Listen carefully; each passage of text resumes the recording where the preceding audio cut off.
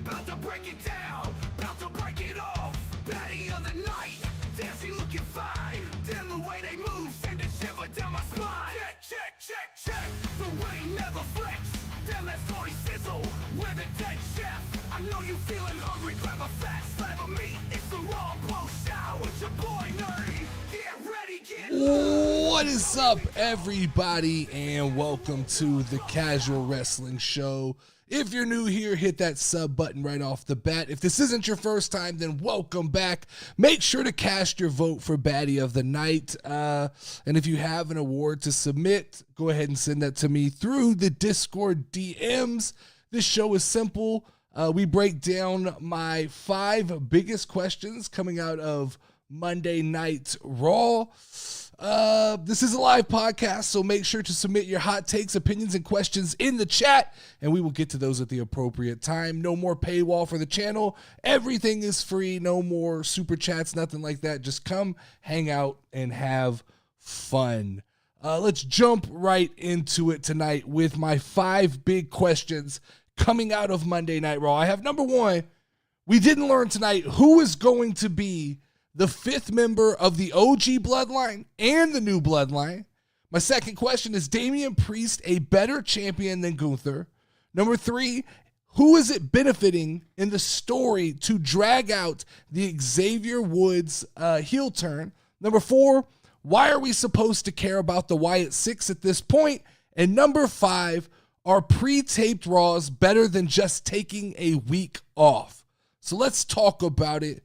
Starting with the OG Bloodline, and seemingly we didn't get answers tonight. So that was a big tease tonight of just running through a bunch of different possibilities on who could be the 5th member of the OG Bloodline. We saw no Roman tonight, so Roman's not recruiting. All the recruiting has been left up to, it seems, Jimmy, Jay, and Sami Zayn. And we saw them go through a cast of characters tonight. We saw them go, I think we saw them approach Rey Mysterio in the background. We saw them approach Seth Rollins. We saw them approach Braun Breaker. And I have to say, I don't love this look for the Bloodline. I don't love the look of the Bloodline running around Monday Night Raw seeking out a partner. To me, it almost reeks of desperation for something that was supposed to, they're supposed to feel bigger than what's going on the other shows. And it's starting to feel, to me, like they're having to beg to find a friend. We know there's more Samoans. We know there's more Samoans. We know The Rock is still hanging out there. I see Wavy D saying it should be 4-on-4. I agree. Where is this principal rule that Wargames has to be 5-on-5?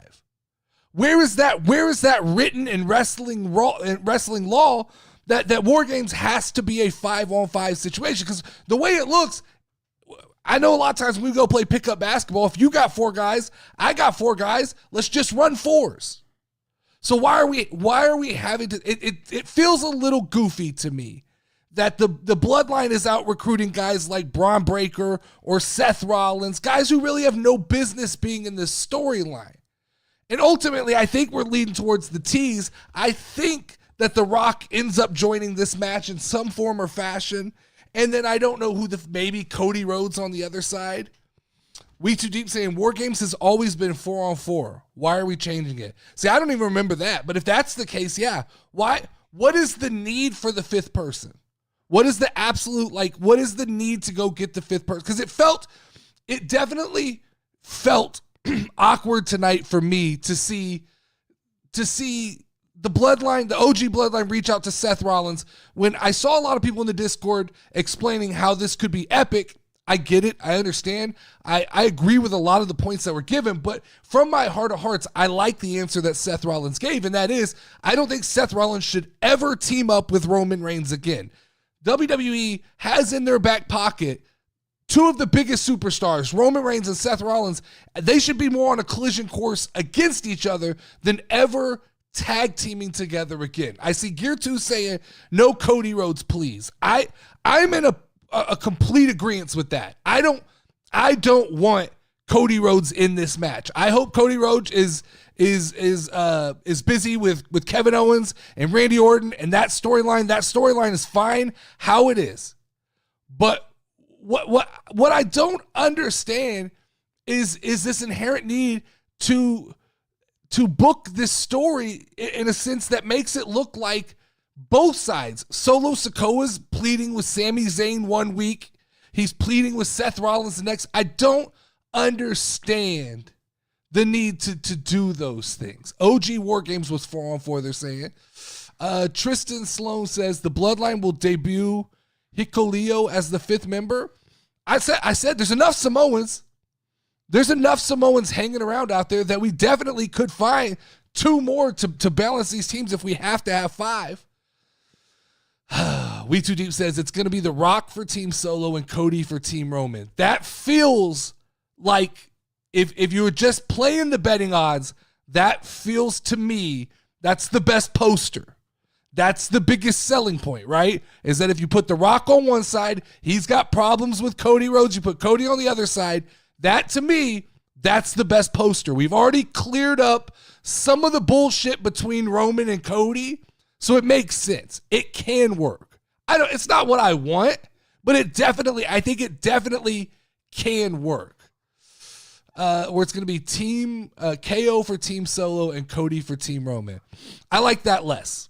If we're gonna insert Cody onto the bloodline, the OG bloodline, then I think it almost has to be The Rock on the new bloodline. Now, I have said that The Rock would work as an OG bloodline. I could see them going and getting The Rock for the OG bloodline, and The Rock ultimately turning on Roman towards the end of that match. That could make for some fun storytelling. What's up, Tristan? I'm doing good. Hope you're doing good as well. Lauren is sick tonight. Anybody who's wondering why she's not, I meant to say that at the beginning of the show. She has laryngitis, so she can't even talk. So that's why she's not here with us tonight. Let's see. Oh, yeah, Dead Chef. Appreciate you jumping on the handy the sock. Yeah, we don't need the WWE sucks. We don't need that. Like, we can have constructive conversations without just jumping in and saying WWE sucks. But this bloodline stuff, man, it's interesting. It's what we wanted, or it's what I wanted all along. I wanted the Civil War. I wanted the 5-on-5 between the bloodline. I've called numerous times for The Rock to be on Roman's team and turn on him. But I do understand the different iterations that I've seen people saying in the Discord about different possibilities that could be put together to create a compelling match at Wargames. I'm excited, though. I'm excited for this match at Wargames. I wasn't excited for Monday Night Raw tonight. And I think it was abundantly clear inside the Discord tonight. And I'll apologize right now to WavyD, because sometimes I feel like it feels like we're coming after you, WavyD. And it's never that. It's more just, I hate these, and I'm going to jump to number 5 here. I hate these pre-taped Raws. I hate these pre-taped Raws because I kind of come in a sour mood, because I know we're getting 50% of the show that we should be getting, because the way Triple H runs these pre-taped Raws is that we get 50% of the roster shows up for the first part, and then we get the other 50% on the second one. And if you were to take the best of those 2 shows, to me, there would be a complete show. So I immediately kind of come into these episodes with a sour taste in my mouth. So I don't ever want it to feel like, sometimes I can catch myself becoming aggressive in the fact of like arguing against Wavy D. But I also understand, Wavy D, that me and you have very different opinions on who we like. As I just remind myself that I'm like John Cena in his prime. I have to remember, we have very different. You are a big fan of Damage Control. So a show featuring Damage Control to you feels very different than a show featuring Damage Control to myself. And so that I think that's where I can't read between the lines with Gunther. I know that Wavy D says he sees a story coming to play, and I see the story that they're trying to tell. I see that the story they're trying to tell with Gunther all of a sudden is that Gunther's doubting himself.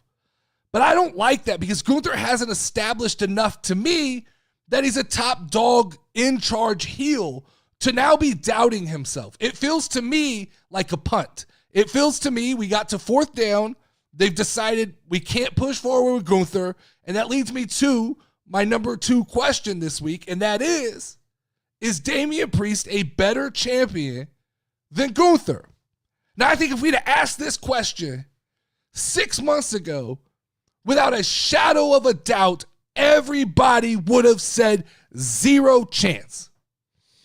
But I think fast forward to today, and I can make a compelling argument that Damian Priest is a more interesting character and a more interesting champion than Gunther is.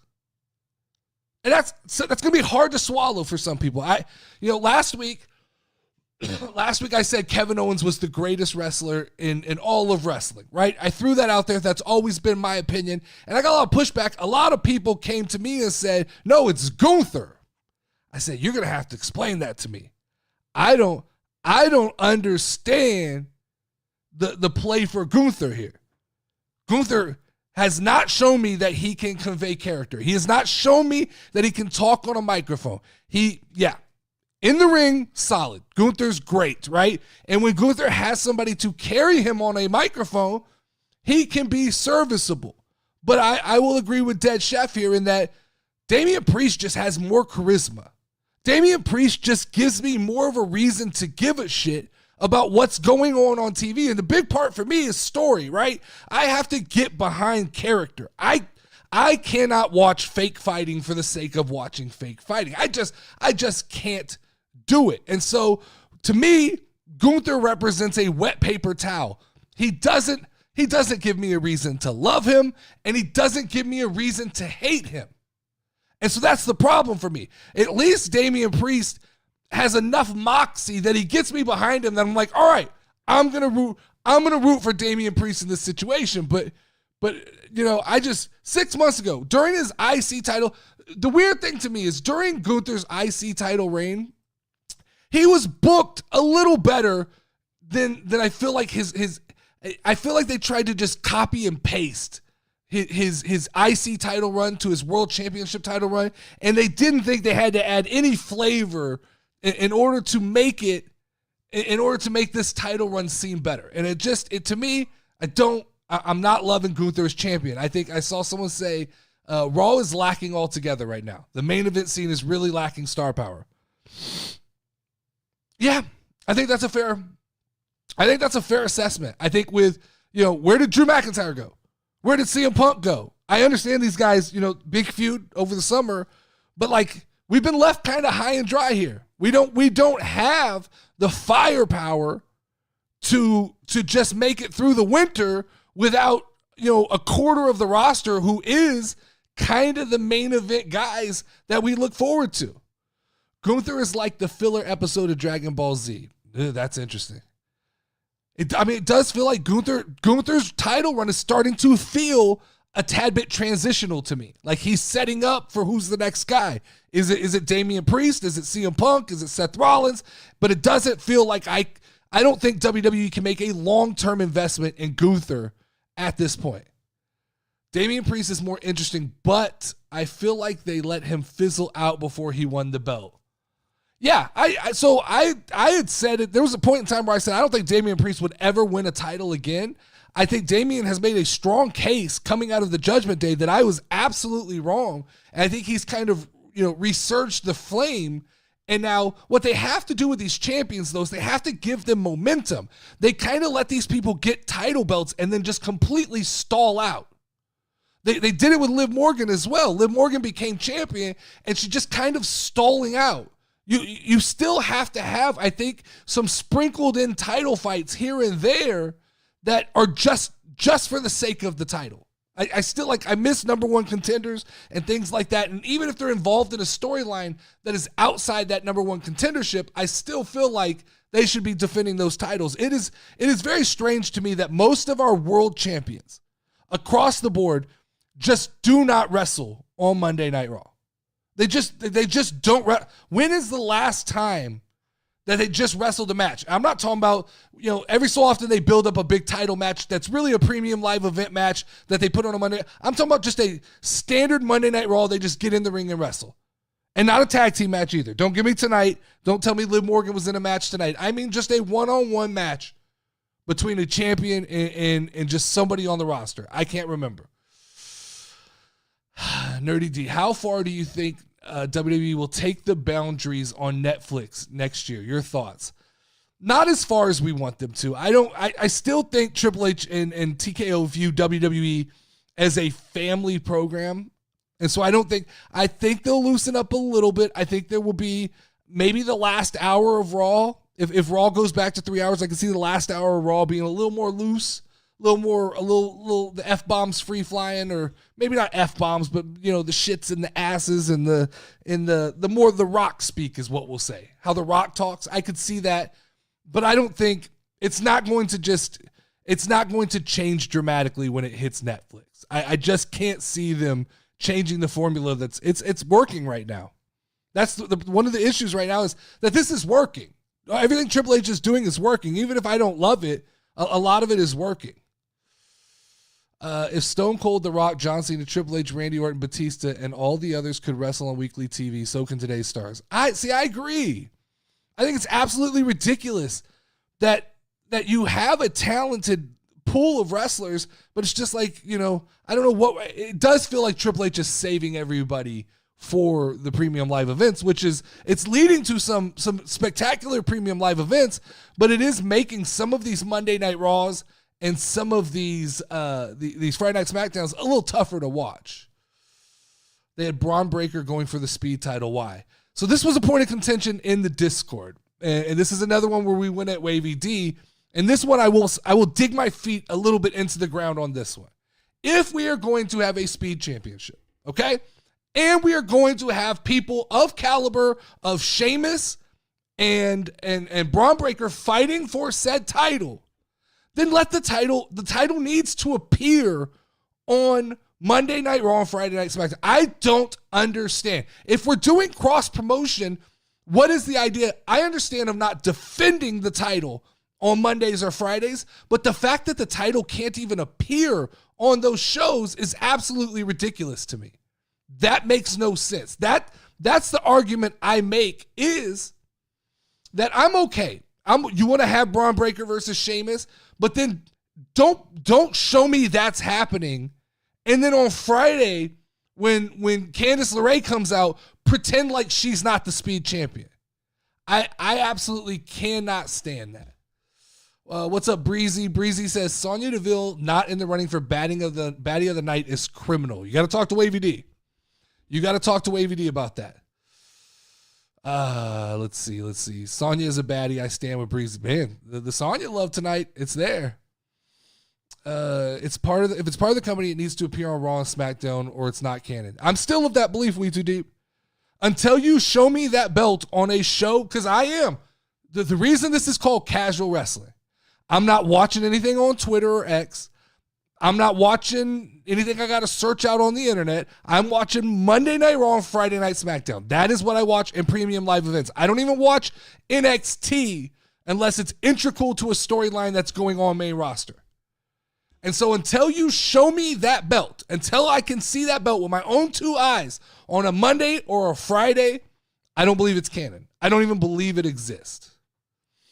Yeah, I will never watch shit on Twitter. I try to stay away from Twitter or X as much as I can. It's just an echo chamber of bullshit. Tristan says, Goldberg should dethrone Gunther. At least he was a great world champion. Yeah, I'm done with these old guys. We don't need these old guys. We don't need... Goldberg can stay home. I don't need Goldberg anymore. Goldberg doesn't need... look, Braun Breaker should dethrone Gunther right now. That's my argument. Wavy D, throw me off track here, bro. Throw me off track. My issue right now, this was the thing I was trying to convey in the Discord earlier, was Raw doesn't have to be boring. There's a world, there's a universe, there's a parallel universe that exists where right now, if Braun Breaker was world champion, we'd be excited to watch this show. The problem is Gunther, lame duck champion. He's just not exciting, right? Then we go into that second match, which was Pure Fusion Control versus Damage Control, right? And once again, to me, there's a world where that match is exciting, but they did absolutely nothing to get me to care other than like 8 weeks ago, Pure Fusion took out Dakota Kai, and I'm supposed to care 8 weeks later that she's there to get her get back, even though she didn't act particularly aggressive back towards them. And since that time, it's not like Pure Fusion had just absolutely run the table and become this massive force. They lost to the Dancing Girls. They lost to Natalya. They lost a singles match to Io Sky. So there is no reason for me to be interested in Pure Fusion except for the fact that we laugh and make fun of them. Like that is my investment into them. From a wrestling standpoint, though, I don't understand the appeal. I don't know why I'm supposed to be excited for that. And that same goes for Damage Control. We can talk about Damage Control's booking as well, right? So a couple weeks ago, Io Sky beats Bianca Belair, and I'm told that's storytelling, guys.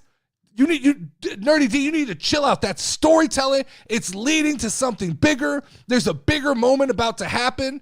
And where was that moment? Where was that payoff?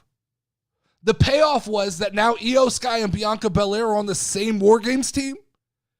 And you're telling me this is not an insult to my intelligence, that Bianca Belair has had this huge issue with Bayley. Every time Bianca and Bayley come into a room together, there's a clear tension between the two. But that same anger doesn't exist to Io Sky? That doesn't make sense to me. That's the stuff. That's why I say Monday Night Raw doesn't have to be boring. It doesn't have to be confusing. You can fix some of these issues. And right now, Monday Night Raw could be exciting, but it feels like, to me, is we are in a holding pattern because Triple H goes, I got some really big plans for 2 or 3 months from now, so you guys just need to chill out. We're not going to let anything happen before them. That's what it feels like to me.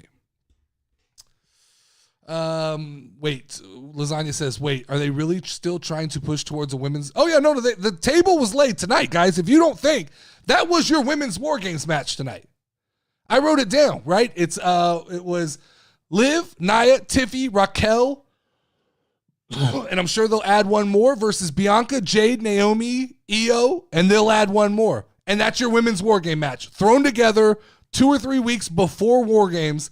That's what I'm talking about. That's the part we can't just forgive Triple H for. Is we can't forgive it for, you've got some really great storylines cooking, and we're headed towards some big matchups that are going to be exciting, but also you're throwing some shit in the pot that I'm just not, I'm not. All right, cool. It's a bunch of WWE women that are fun to watch, but the story doesn't make a ton of sense. I mean, a week or two ago, Liv and Nia were fighting against each other, and now they're going to be partners. I just don't love that form of storytelling to me. I really don't. Gear 2 says, I think War Games should be like Hell in a Cell. Do it if it's warranted, otherwise just an elimination tag. I agree. I don't know why. I just don't understand the need to have 2 of those matches. Why is it not okay just if the story is not there? If the story has not presented itself by November, why is it not okay to just do one men's War Game match? And why is it not okay if you're desperate for 2 War Games matches, why is it not okay to do maybe the Bloodline one and the Wyatt 6 one? Why can't we do that? I don't understand the need that it has to be a women's match. I'm all for having a women's War Games match if it makes sense. The War Games setup is now making me rethink Tiffany cashing in on Friday. Whew, me too. I didn't think about that, but me too. All right, we too deep. What if she cashes in and becomes the 5th member? It just seems like that's way too fast. That seems like that's way too fast, right? That can't happen that quick. Yeah, I'm with you. I think the War Games match now makes me completely rethink. I don't think she's cashing in Friday. I think we're pretty set in stone. Geartooth, you missed the elimination tag man.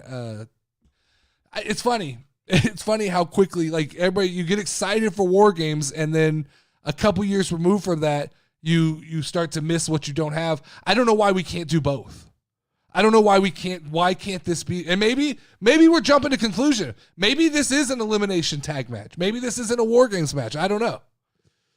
She probably cashes in at War Games after Nia costs them War Games. I like it, Wavy D. I like it. I can see that. I can see that giving just a little bit of something to this match that it's missing. I actually like that. It would be kind of cool. Like, just maybe even just like straight in the middle of the match, she cashes in, wins the belt while in the middle of the match. The name Survivor Series name doesn't even make sense without the elimination match. Yeah, I agree. I mean, I'm with you guys on all of that stuff. What else do I have here? Oh, so question. Because I see mixed reactions to this. I tried to look this up on the internet before we came on. And that is, I want to know, who is it benefiting that we're dragging out this Xavier Woods heel turn over, feels like it's 3 or 4 weeks overdue. Now, I see a lot of people on the internet who say, and I saw Wavy D express the same sentiment, that this is a group that's been together for 10 years, and these are just cracks in the cement, and the turn is coming, and it's going to be this big fallout. And I would disagree. I think it's crazy to think that fans have an emotional investment to this version of the New Day. We got to stop pretending. We have to stop pretending that this is the Big E, Kofi Kingston, Xavier Woods New Day. That's not who this is. Dead Chef said in the Discord, the fact that Big E seems unwilling to come back and participate, even in a backstage capacity to this story, just leads me to kind of feel like this is a small blip on the radar of the New Day. And so Dead Chef saying the New Day died when Big E got hurt. Like, yeah, I think that's the sentiment I'm getting at, is that this idea that I think maybe Triple H thinks, and some people on the internet think, that we're leading towards this like shed a tear moment when Xavier finally turns on Kofi. That's not the vibe I get. I mean, it's definitely not the feelings I get. Like, I'm excited, or I was excited to see what Xavier Woods could do with a heel turn, but now they've almost booked me into a corner where I go, well, I don't like this version of Xavier Woods very much. And it's hard because, like Kevin Owens, Xavier Woods was one of those wrestlers who I would argue the most underrated wrestler in WWE was probably Xavier Woods. And so to get to this point and to get to a heel turn and to get to a moment where he's probably going to become a solo wrestler and me be kind of against Xavier Woods is absolutely insane. I see We Too Deep. That's not a bad idea. It feels like at this point you rode this out too long, and the swerve is have Kofi turn on Xavier and let Xavier run as the babyface. I don't know how you do that because Xavier's just kind of ultimately being a little bitch. That's what it feels like. But I don't know who this is benefiting. I don't understand. The week after week after week after week, including R-Truth, including Butch, including Pete Dunne, whatever you want to call him. I don't know. To me, every storyline should have a clearly defined, this is who's going to benefit from this story, and this is who's putting the other person over, and we see the roadmap coming out of this. At this point, I don't think Xavier's benefiting from this because as an audience, we've all kind of clearly see the path that we're going down, right? So I don't think Xavier's benefiting. I don't think Kofi's benefiting because it almost is it's kind of disrespectful to Kofi's intelligence to go week after week after week with this clear like disrespect from Xavier Woods, and he hasn't stepped up and say everything. Yeah, the whole story is starting to make everybody look dumb. I agree, We Too Deep. It's one of those things that feels like we're looking through a window of like, why is nobody paying attention to what's happening here? I think it insults the intelligence of the fans, and it also insults the intelligence of the wrestlers. I just think like right now, tonight, had Xavier Woods been a heel and we got some form of Xavier Woods versus Kofi Kingston, this is already a better Monday Night Raw to me.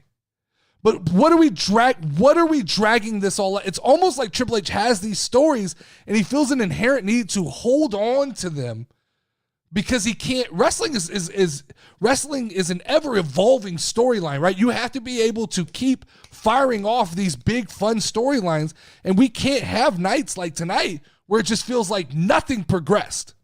That to me, that's the biggest problem. On a pre-tape Monday Night Raw, it felt like nothing progressed. He's coasting till Rumble. I think so. Or he's even coasting until Saturday Night Main Event, I think. I think he's got a little bit in his pocket for Saturday. He knows. So here's what I think. Triple H knows Survivor Series, I've got that locked, right? I've got the Bloodline versus the Bloodline, possibly The Rock coming back. I could put a dog turd in the ring for the other 4 matches and I'll be completely fine, right?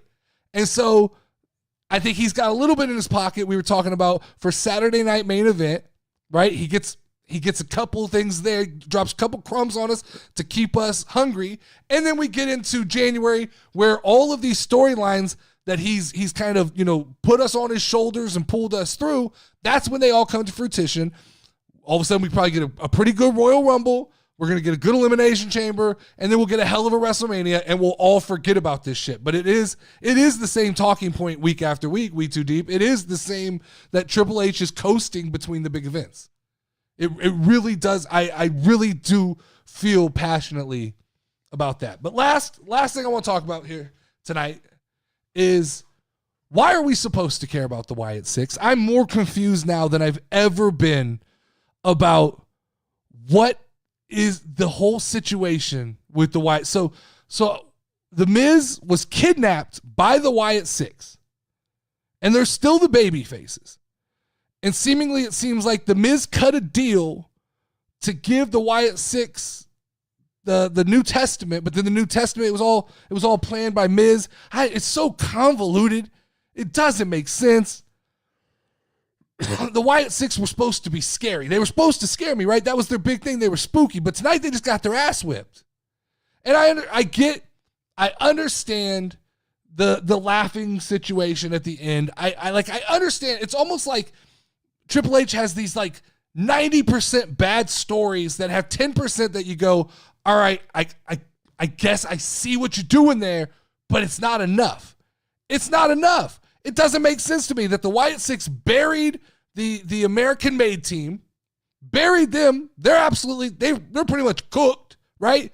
Now they're coming for Karrion Kross and the Final Testament.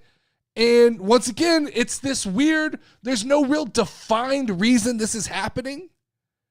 Gear 2 says the Wyatt Six versus Final Testament, the carnival of jobbers. Yeah, it's so hard to follow wrestling when there's no defined path of storytelling. Triple H is starting to feel to me like a kid who's taking like a storytelling or an English class, right, in college, and the teacher goes, look, there's a real simple way to tell stories, right? Hero's journey. The hero's journey is one of the simplest ways to tell stories. You have a hero, they have things they have to overcome, and then ultimately they get into this feud, and there's literally these tropes that you're supposed to hit. And with the Wyatt Six, it's all over the place. They do things like bad guys, but they're booked like good guys. They're attacking people because of family, but yet it's kind of no different than what they're doing to people. It's just all over the place to me. It feels like an inside joke, but but no one but the teller of the joke knows the inside joke. It does feel like that. It feels like, is there a website or a QR code that I'm missing that is explaining everything that I don't understand? The dumb part is having an American branded team be heels. Agree. 100% agree. 100% agree with you, Wavy D. American Made feels like they came out of that thing. It feels like a prime time. You could have done a double turn. You could have turned the Wyatt Six into a legitimate heel team, and you could have flipped American Made to get out of that thing as baby faces. Even though you spent time trying to make Gable a heel, I think the best way to salvage that would have been to have American Made come out as baby faces. But instead, you had American Made come out like a wounded duck. You had the Wyatt Six come out, and nobody really gave a shit. And now you have them in a story with Final Testament that I beg to say I don't think anybody cares anymore. I mean, somebody find me somebody who's actually genuinely excited for the Wyatt Six other than the theatrics of the Wyatt Six. Like, who's just genuinely excited for that story at this point? I don't think those people exist anymore. Gear 2 says the Wyatt Six is like a charity segment for Bray's family and fans, but it isn't good. And if that's what it is, I'm even okay with that. Like, if this is in some form or fashion helping Bray Wyatt's family to make money, that's fine. You know, I'm not like, whatever. It is what it is, but I just don't understand. It feels like you could figure out a way to make this good. I'm still pissed that the Wyatts ruined the Otis feud. Yeah. I mean, that's the argument I'd make is you right now, you had a story between Gable and Otis that was on par to be one of the best feuds of the year, and it just felt like the Wyatts just inserted themselves and ruined that story. And now tonight we got no American Made, we got no Otis or Maxine or Tozawa or any of that. Instead, we got a night full of what I called boring wrestling. The Wyatt fanboys are creaming their pants still. Are they really? I have to go try and find that segment because I haven't found that segment of the internet. I want to see the people who are still excited about that.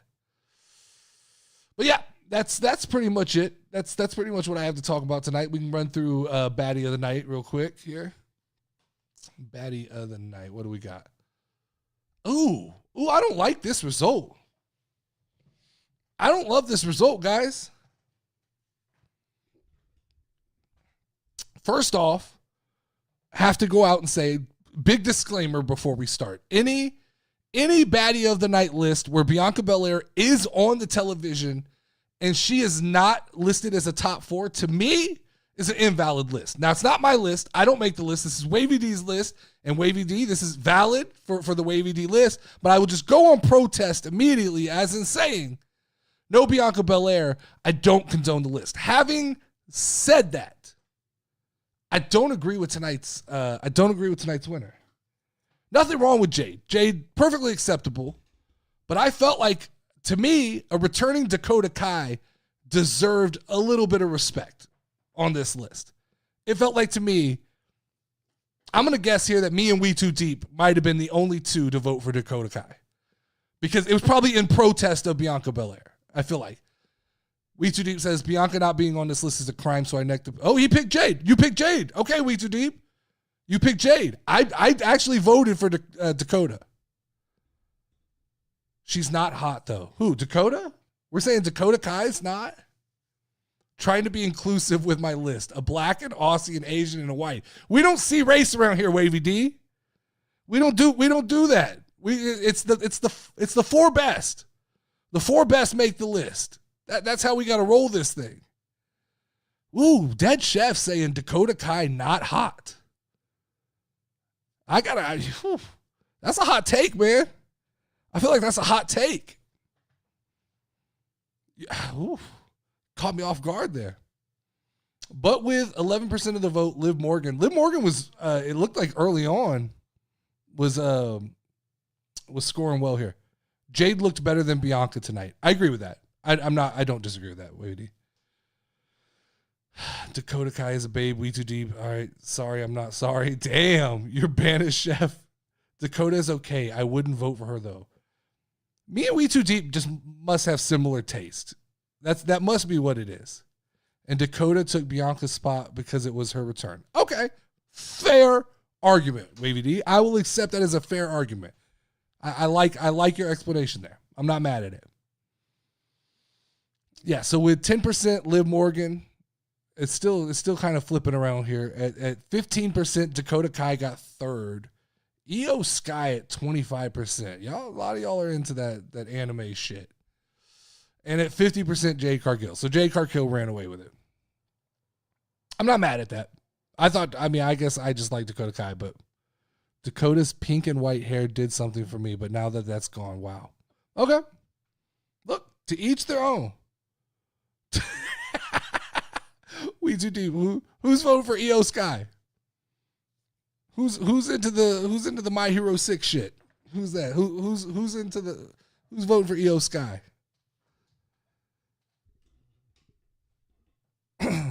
I'm waiting. I'm waiting to see if anybody comes forward. All right, we knew you did, Wavy D. That went without saying. We knew you did, but she doesn't get to 25% with one vote. Thank you, Daniel. Daniel stepping up, saying Dakota is very beautiful. I agree with that as well. No Oscar, so EO will do. Ooh, okay. Cheating on his girl Oscar. I like EO, but I didn't vote for her this time, though. See, look, nobody's stepping forward. EO's getting that hidden vote. She's getting that vote. Nobody wants to come out and claim they voted. King Coda got my vote tonight. All right, Breezy. So it was me and you, Breezy, that voted for Dakota Kai. I see you. We're in this together here. I thought, look, if we could have got, we probably should have conferred with We Too Deep, but we could have got We Too Deep on board. We could have got this pushed forward a little bit. Anybody else got anything to talk about before we get out of here? We've been about 45 minutes. That's a good length for tonight. I got to go see if my fantasy football team did anything. Only because Sonya didn't make the cut, though. Yeah, I see that. I see people saying Sonya should have made the list. Don't let We Too Deep scare y'all. If he bans you all, I'll ban you. Where the fuck is Asuka these days? I think she's hurt. I think she got injured. She's old, man. It takes a long time for old people to come back from injuries. What are the video game submissions looking like? They're looking like you're the only person who submitted something, so we're going to have to rile up the Discord here tonight and tomorrow, Wavy D, and get everybody to re-engage in that. I think that's what they're looking like. You're the only one who I think has submitted anything. But that is all I have for tonight, guys. Make sure to like and share the content. If you're not in the Discord, make sure to join the Discord. The link will be in the description of this video. If not, someone will throw it into the chat. Yeah, and for Wednesdays, so Wednesday's episode, the Hear Me Out, is video game characters, Dead Chef. Your top 5. So you don't have to submit pictures anymore. Just submit me a list of your top 5, Hear Me Out, and I'm going to go through whoever submits a list, and we'll talk about each person's list. Thank you, AVD. I appreciate that. But yeah, that's all we got. Like, share, and comment. We are out of here. I will talk to you guys tomorrow.